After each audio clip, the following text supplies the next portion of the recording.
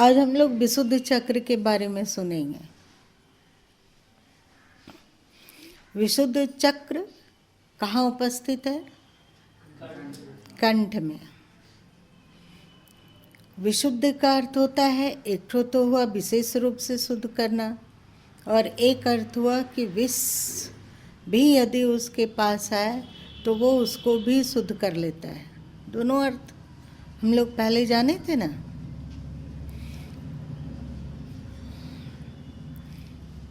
विशुद्ध चक्र फिलहाल क्या शुद्ध कर रहा है, क्या फिल्टर कर रहा है? बहुत बड़ा एक काम कर रहा है कि कंठ के पास, कंठ में, कंठ की ऐसी बनावट है कि जब तुम श्वास लेते हो तो कुछ निगल नहीं सकते, और जब निगलते हो तो तुम श्वास नहीं लेते। देख लो, होता है। जब आप निगलते हो तो श्वास बंद, और जब श्वास लेते हो तो निगलना बंद। दोनों क्रिया एक साथ नहीं हो सकती है। कभी कभी भूल चूक से ऐसा होता है, जब आदमी इधर खा भी रहा है, निगल भी रहा है, और किसी से हड़बड़ हड़बड़ हड़बड़ बातचीत भी कर रहा है, तो क्या होता है? आदमी सरकता है। सरकना मतलब क्या? श्वास नली में अनाज चला गया तो व्याकुल व्याकुल हो जाता है, और इतनी खांसी उठती है, इतना ही परेशानी होती है। जब वो श्वास नली से निकल जाए, आदमी तब तक खांसता रहता है जब तक कि वो श्वास नली में गया हुआ अनाज बाहर ना निकल आए। ऐसा होता है ना।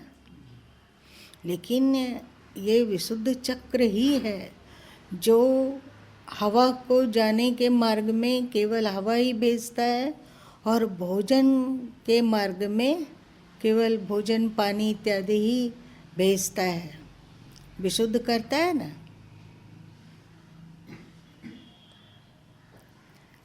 अनाज वाली नली में, ग्रास नली जिसको कहते हैं, उसमें केवल भोजन है और श्वास को वहाँ रोक दिया गया। तो शुद्ध रूप से अन्न, पानी, दूध इत्यादि जो निगलने वाली चीज़ है उसको फिल्टर करके शुद्ध करके भेज रहा है, और श्वास की नली में केवल श्वास को भेज रहा है ना। तो श्वास की नली के द्वारा अगर तुम धूल मिश्रित श्वास ले रहे हो तो वो जाने देगा। अब सड़क पर जा रहे हो और गाड़ी आगे से गुजर गई। अब तो पहले तो गाड़ियों में धुआं बहुत निकलता था, आजकल थोड़ा कम हुआ है। कम हुआ है क्या? कम हुआ है।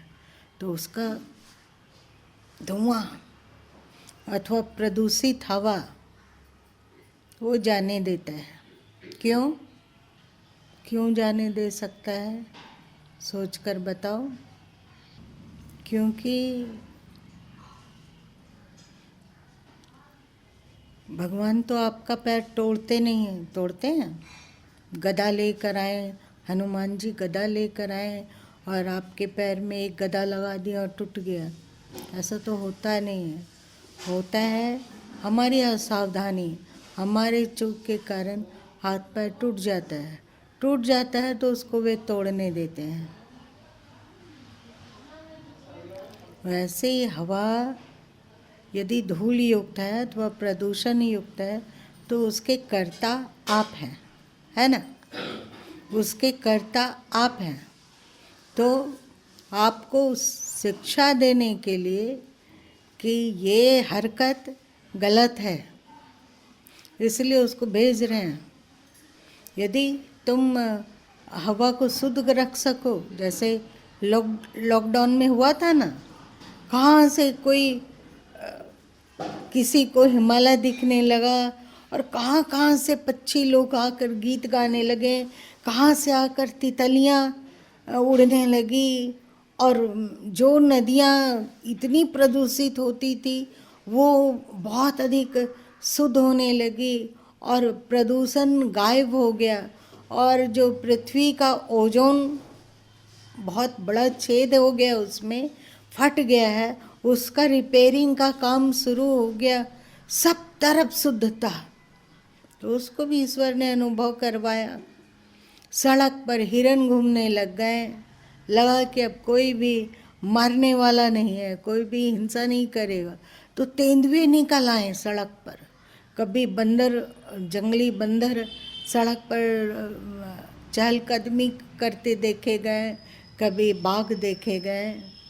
अजीब स्थिति आ गई, एक अद्भुत पर्यावरण में सुधार। इसका मतलब पर्यावरण यदि दूषित है और बुरा है तो उसके कारण हम हैं, और जैसा कर्म किया जाए उसका फल तो मिलेगा ही, कोई उपाय नहीं है। और एक बात और, एक उपदेश में तुम लोगों को बतलाए थे कि हम अन्य आकारों से जुड़े हुए हैं, बताए थे ना कि ये समष्टि आकारों से हमारा यह व्यष्टि आकार जुड़ा हुआ है। तो बहुत सारी बातें ऐसी होती है जो करता कोई है और उसका भोग आपको भी भोगना होता है। यदि मान लो बगल में बैठकर नारायण सिगरेट फूंक रहा हो, तुम उसके बगल में हो, तो केवल सिगरेट पीने का मतलब प्रभाव नारायण पर ही रहेगा कि तुम पर भी पड़ेगा। कोई गाड़ी चला रहा है, हम लोग तो गाड़ी शायद महीना 2 महीना 4 महीना में चलाते होंगे, परंतु गाड़ी कोई चला रहा है और प्रदूषित हवा को कोई कर रहा है, और फिर भी हम लोग उस प्रदूषित हवा को सांस में लेने के लिए बेबस है ना। जनसंख्या कोई बढ़ा रहा है और हम लोग क्या है, उसको भोगने के लिए विवश है। अथवा घुसपैठिए कहीं से घुस रहे हो, वो अनाज, दाना, पानी, जॉब, नौकरी, सुख सुविधा आपका थोड़ा छीन रहा है या नहीं छीन रहा है? स्पष्ट रूप से तो नहीं दिखता है कि वो आपके संपदा को छीना, परंतु वो छीन रहा है। ये बात हो गई। ये क्यों बोल रहे थे? तो हम लोगों का कर्तृत्व का फल हम ही लोग भोगते हैं। अब तुम साग सब्जी में ढेर सारा नमक डालो, बहुत सारा तेल डालो और बहुत सारा मिर्च और गरम मसाला और मसाला डालो, तो कंठ क्या करता है? थोड़ा सा शोर मचाता है। जीभ शुरू में शोर मचाती है कि बहुत तीखा, बहुत तीखा, बहुत तीखा, लेकिन यदि तुम खाते रहे तो जीभ ऐसे ही बन जाएगी, होगा ना। फिर हम लोगों का क्या होगा कि इतना तीता में वो तीता लगेगा ही नहीं। दूसरी, जिसका जीभ अभी भी सेंसिटिव है और अपने प्राकृतिक रूप में है, तो वो उसको खाने में आहा करेगा, जीभ उसका जल रहा है, चीनी खाना चाहेगा, पानी पीना चाहेगा, परंतु आपने अपनी जीभ को प्रदूषित कर लिया तो वो ऐसी हो जाएगी कि एक हरी मिर्च को तुम एक कांटा में खा के ख़त्म कर सकते हो, तीखी वाली। और एक व्यक्ति इतना सभी मिर्ची खाएगा तो हाय हुल्लम मचाएगा।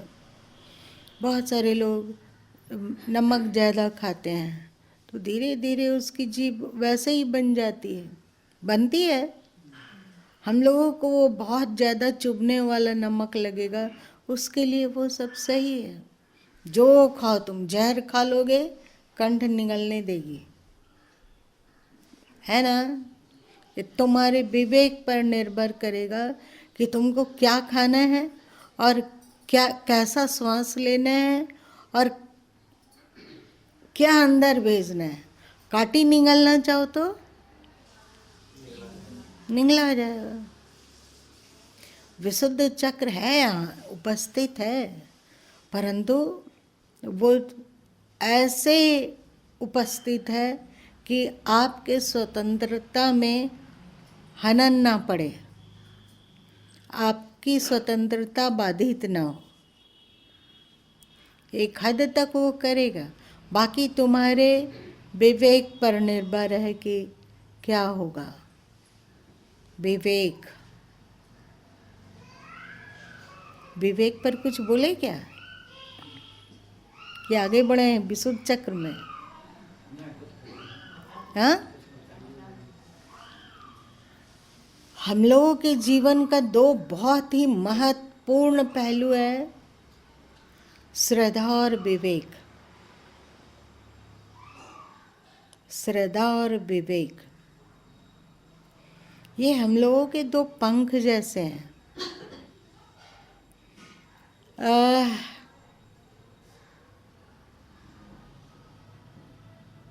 बहुत सारे लोग सद्गुरु से विवेक की प्राप्ति हेतु जुड़ते हैं, तो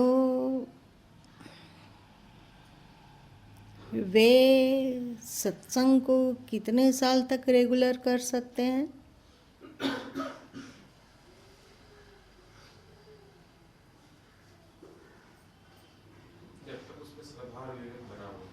बट जब तक उसके भीतर ज्ञान की भूख है, और ज्ञान अनंत है, वो नहीं जानता है। सद्गुरु से जो ज्ञान मिल रहा है वो केवल सार और आसार का को अलग अलग पहचान सको, इसका ज्ञान मिल रहा है। क्षेत्र और क्षेत्रज्ञ अलग अलग है, इसका ज्ञान मिल रहा है। ये सब ज्ञान पा लिया तो फिर क्यों आएगा वो? बहुत सारे लोग कहते हैं ना कि सत्संग में एक ही चीज़ आदमी कब तक सुनेगा। एक ही चीज़ तो है, बात सही है, एक ही चीज़ है, और वो उसको विवेक हो गया तो अब वो क्यों आएगा? रेगुलर क्यों करेगा सत्संग को? बताइए अरुण जी। समझ लिए कि अध्यात्म क्या है, धर्म क्या है, तो वो कंटिन्यू नहीं कर सकता है। पर यदि आप सद्गुरु के प्रति श्रद्धा अथवा प्रेम के कारण जुड़े हुए हो तो क्या होगा? विवेक तो प्राप्त कर लिए, जो मिलना था ज्ञान की ये सार है, ये आसार है, ये समझ गए, तो अब वो सत्संग को कंटिन्यू क्यों कर रहा है?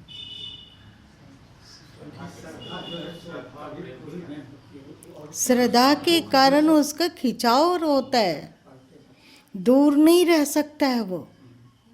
जब तक जीवन है तब तक 2-4 दिन होते होते एक लगता है कि कुछ मिसिंग हो रहा है। कुछ भी मिसिंग नहीं हो रहा है, विवेक उसके पास है, खाने पीने का कोई भी मिसिंग नहीं है, पर लगता है कि कुछ मिसिंग हो रहा है। ये प्रेम है, ये श्रद्धा है।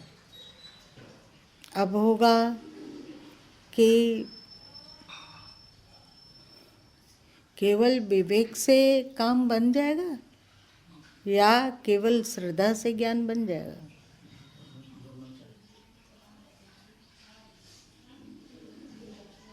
और यदि किसी के पास श्रद्धा और विवेक कुछ ना हो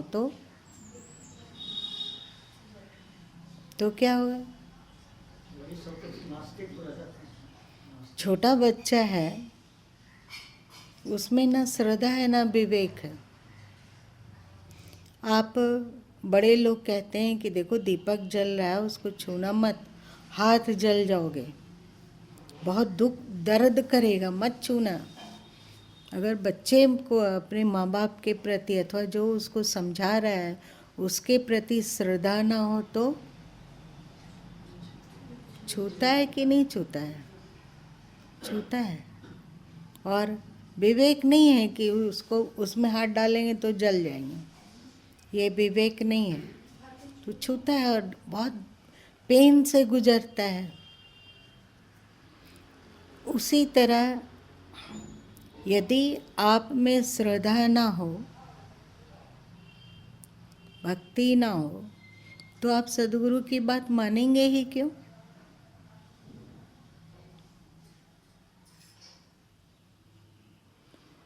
ठीक है, आपको अब विवेक हो गया, आपके दिमाग में श्रद्धा का कोई एक भी पंखुड़ी नहीं है गुलाब की, प्रेम का कोई भी खिंचाव नहीं है। हाँ, वे मेरे गुरु हैं, हम जानते हैं, उन्हीं से तो दीक्षा लिए हैं, बात समाप्त। उसके मन में जो जो उसका जिज्ञासा था वो जान लिया, दूसरे को वो बोल भी सकता है कि वहाँ क्या क्या होता है, क्या क्या बताया जाता है, परंतु उसका श्रद्धा का जुड़ाव नहीं है, प्रेम वाला जुड़ाव नहीं है।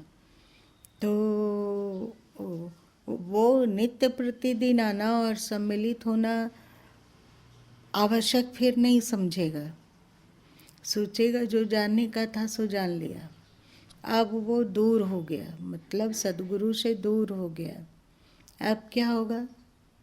क्या उसका विवेक धूमिल पड़ता जाएगा या धूमिल नहीं पड़ेगा? हाँ, धूमिल पड़ेगा। तो अकेले विवेक हो और श्रद्धा ना हो तो हो सकता है कि व्यक्ति का काम ना बने,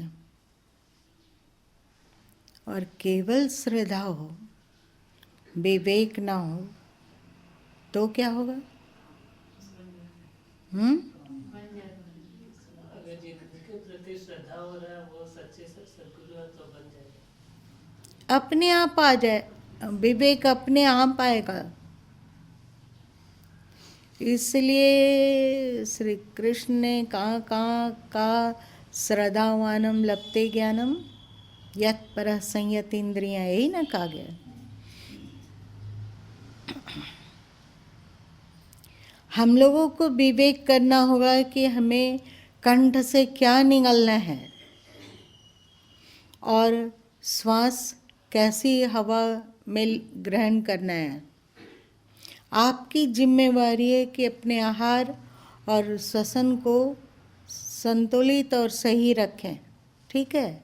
लेकिन बहुत हद तक ये जो विशुद्ध चक्र है, श्वास और भोजन का विभाग अलग अलग करता है ना। विशुद्ध चक्र का कलर चमकीला नीला है, नीला। नीला कैसा? जैसे आकाश। और जहाँ जो समुद्र का हिस्सा प्रदूषित ना हुआ हो, उस समुद्र में झांको तो समुद्र का कौन सा कलर दिखेगा? नीला। और विष्णु जी लोग का कौन सा कलर दिखलाया जाता है? राम का, कृष्ण का, शिव जी का, ये है क्या नीला?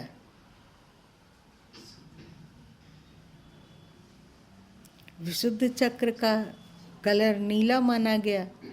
और बाहर में जो महान विभूतियाँ हैं उनका भी कलर नीला मान लिया जाता है।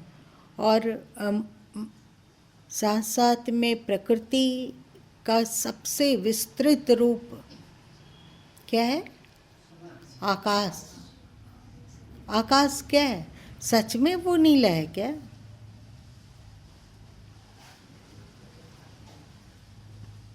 सच में नीला है?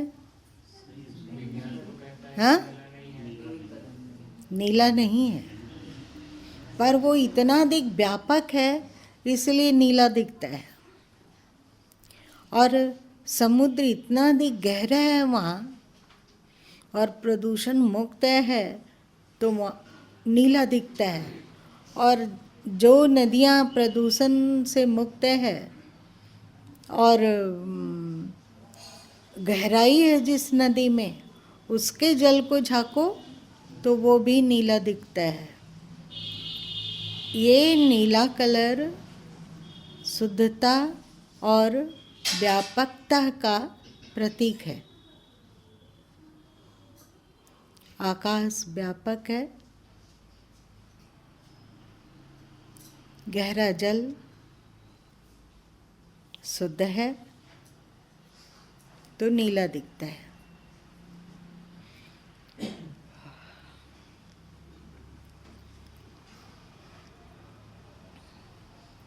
या तो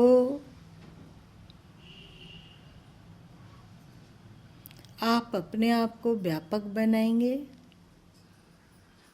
तो विशुद्ध चक्र जाग जाएगा, अथवा आप विशुद्ध चक्र को खोल सकेंगे, विशुद्ध चक्र को सक्रिय कर सकेंगे तो आप में व्यापकता आ जाएगी। व्यापकता मतलब क्या? व्यापकता मतलब कुछ बताओ तुम लोग। वो तो ठीक है। हाँ, हमारा अपनापन, हमारा प्रेम इतना अधिक विस्तारित हो कि सर्वे भवन्तु सुखिना के कम में वह तृप्ति ही नहीं होता हो, अथवा आत्मवत् सर्वभूतेषु के से कम में वह तृप्ति ही नहीं होता हो, अथवा जो गीता में कहा गया सर्वभूत हिते रतः,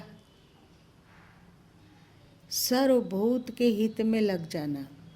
सर्वभूत यहाँ किसका वाचक है? भूत किसको कहते हैं?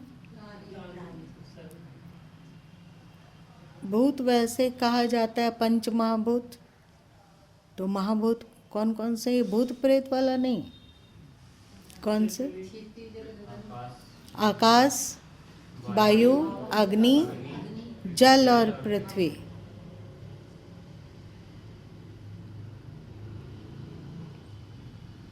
और इससे बने हुए सभी शरीर,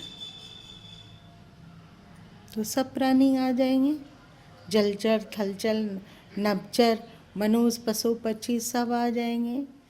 तो वे सर्वभूत हिते रहता इतना व्यापक हो जाते हैं, मतलब उनमें विशालता बहुत आती है। लोग कहते हैं ना कि उसका हृदय बहुत विशाल है, कहते हैं ना, सुने हो इस शब्द को? तो दोनों है। यदि अपने आप में विशालता लाओ तो विशुद्ध चक्र जाग जाएगा, और यदि तुम विशुद्ध चक्र को जगाते हो तो तुम में विशालता आ जाएगी। अब बताओ, इस विशुद्ध चक्र तक कितने धर्म पहुंच पाए? किन किन धर्मों में है वसुदेव कुटुंबकम अथवा सर्वे भवन्तु सुखिना?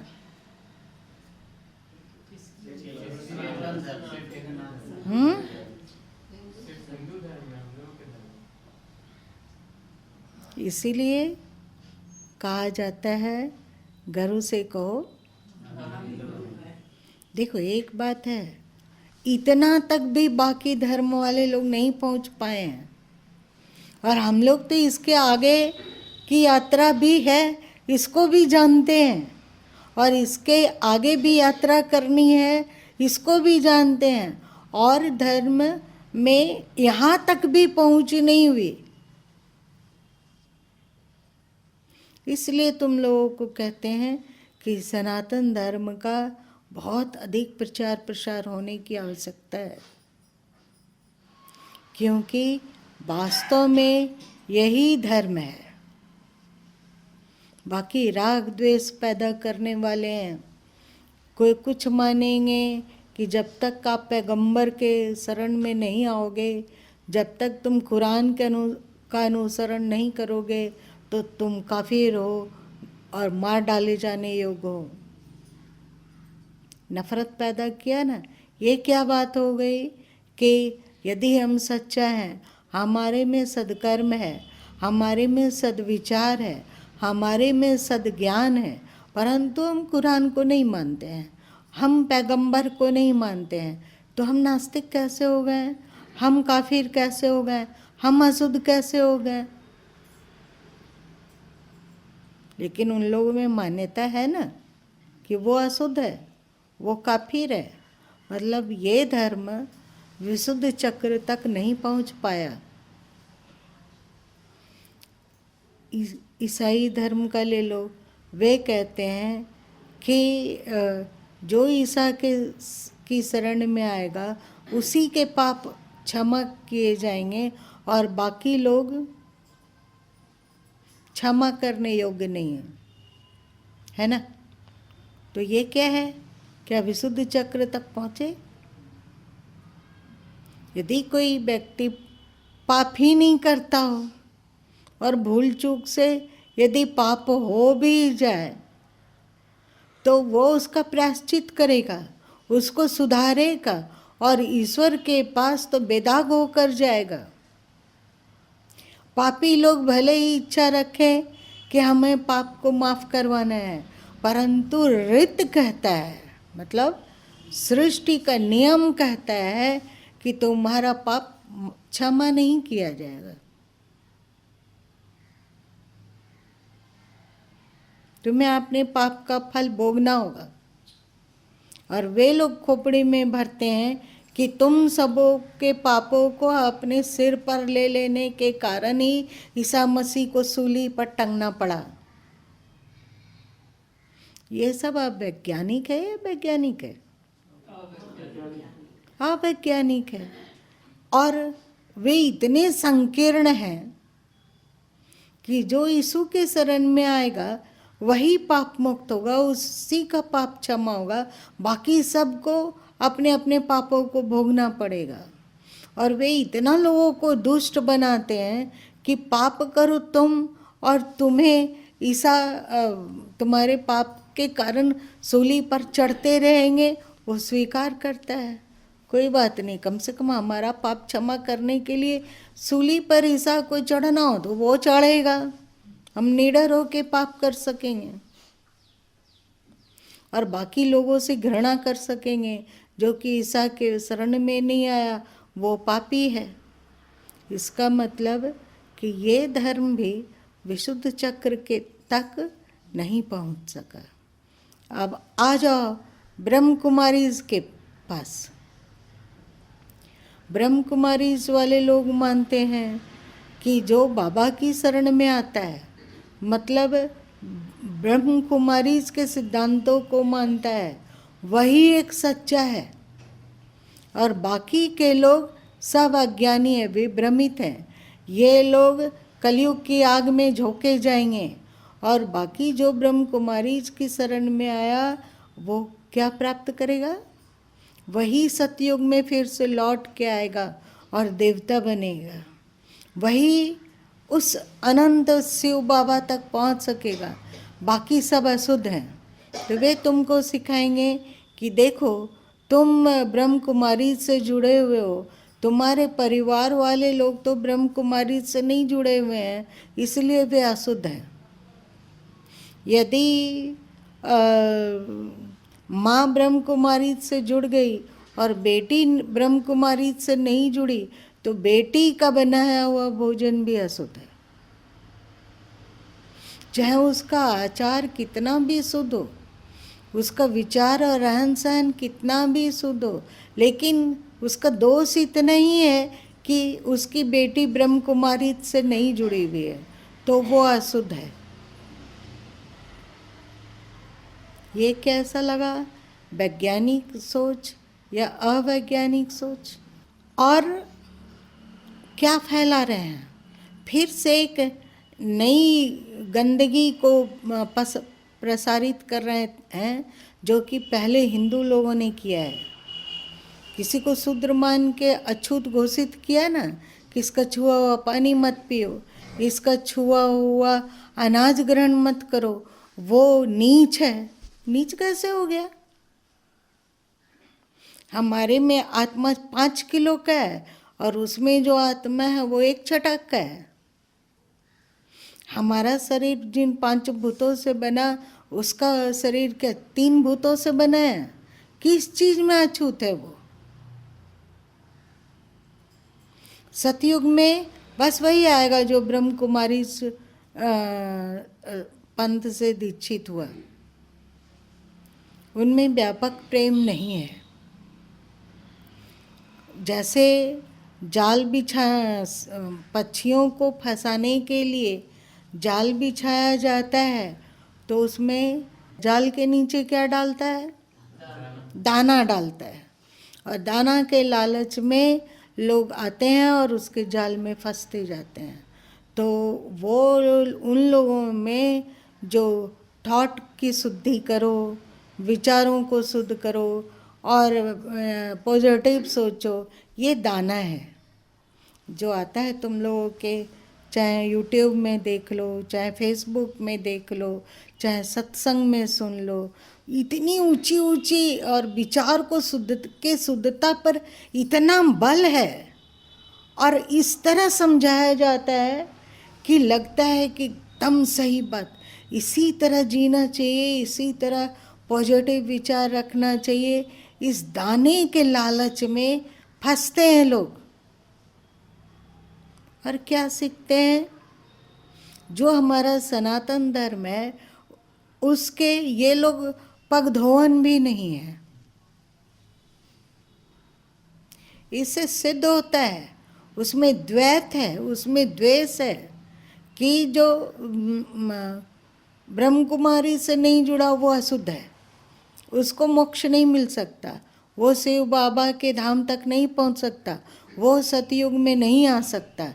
इसका मतलब वे विशुद्ध चक्र तक पहुँचे हैं या नहीं पहुँचे हैं? नहीं पहुँचे हैं। जो भी हो, इस तरह की संकीर्णता और स्वार्थ बुद्धि और अवैज्ञानिक तथ्य जिसके भी दिमाग में घुस जाता है, वो सोचो कि गलत है। वो सनातन धर्म के मूल भाव को जानते ही नहीं हैं। सनातन धर्म विस्तार विस्तार विस्तार। तुम लोगों को किससे घृणा बताया गया? ये जो बताया गया कि शूद्रों से घृणा करो, डोम से घृणा करो, ये तुम्हारा शास्त्र नहीं बताता है। उपनिषदों में ऐसा है कुछ लिखा हुआ? गीता में कुछ लिखा हुआ है? वेद में भी कुछ नहीं लिखा हुआ है।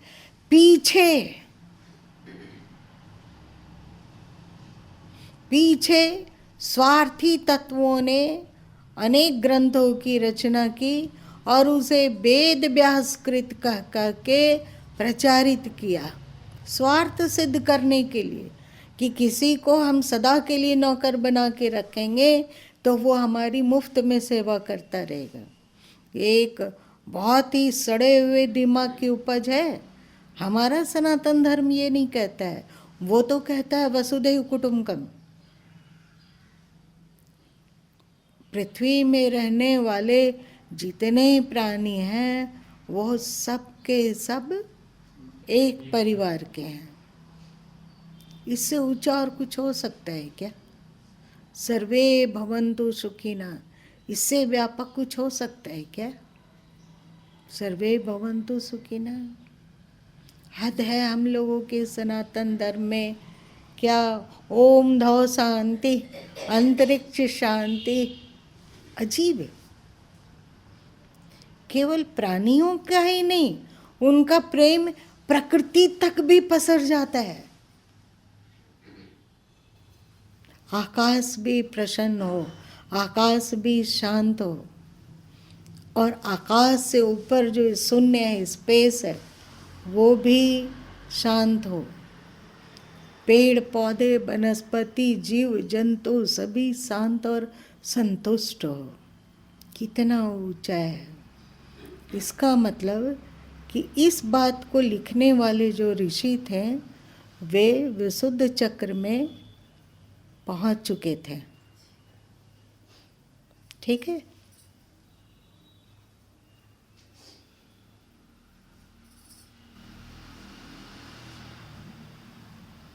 विशुद्ध चक्र उनका सक्रिय था, इसलिए उनमें इतनी व्यापकता आई। बाकी धर्म वाले लोग उसके नीचे हैं।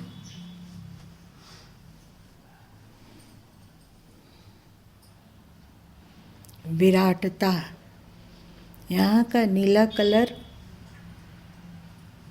विराटता का द्योतक है। 1 मिनट के लिए विराट होकर देखो, अपना ही अस्तित्व आकाश की तरह व्यापक है, विस्तारित, फैला हुआ। मेरा मैं इस शरीर तक सीमित नहीं है। जो कुछ है यहाँ, चाहे जीव जंतु, पेड़ पौधे, आकाश, जल, पृथ्वी, अग्नि, सब रूपों में मैं ही हूँ। बहुत व्यापक और मैं ही आकाश के रूप में फैला हुआ हूँ। मछलियों के रूप में भी मैं ही हूँ, भूत प्रेतों के रूप में भी मैं ही हूँ, शूद्र ब्राह्मण के रूप में भी मैं ही हूँ, कीड़े मकोड़े पशु पक्षी इत्यादि में भी मैं ही हूँ। मैं विराट, कोई रूप नहीं, कोई रंग नहीं, सब रूप हमारा ही है, सब रंग हमारा ही है। और इस रूप रंग से परे भी मैं ही मैं हूँ। कितनी शांति है। केवल गुरु माँ को ही शांति की अनुभूति हुई या तुम लोग को भी हुई? रोमांच, आँखों में प्रेम और आनंद के आंसू।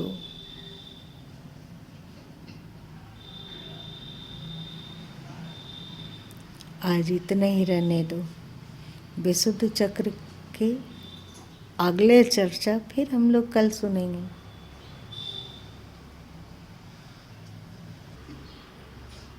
धड़कन का ताल बदल जाना, बदल गया।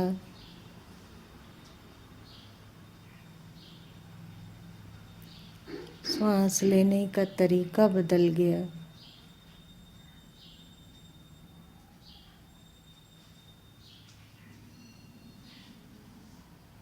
और शरीर की अनुभूति बदल गई। या तो सभी शरीर मेरा ही है अथवा कोई शरीर मेरा नहीं है।